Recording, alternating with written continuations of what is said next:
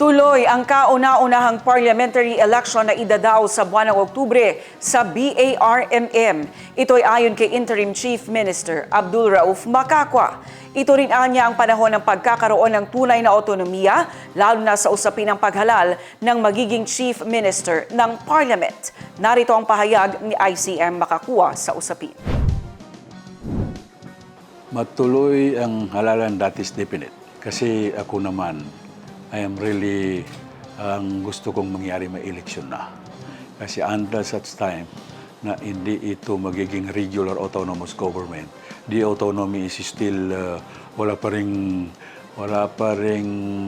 I should say na hindi mo rin nararamdaman yung pagka-autonomy mo kung gano'n.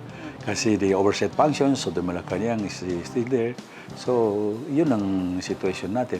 Not necessarily mean na kung meron ng autonomy, kung meron ng irregular government, that oversight functions of the Malacanang is maalis. Pero, in selecting the leaders of the Bangsamoro Autonomous Region in Muslim Mindanao, mararamdaman mo muna doon na may talagang autonomy na may nangyayari kasi the 80 elected parliament will elect the chief minister.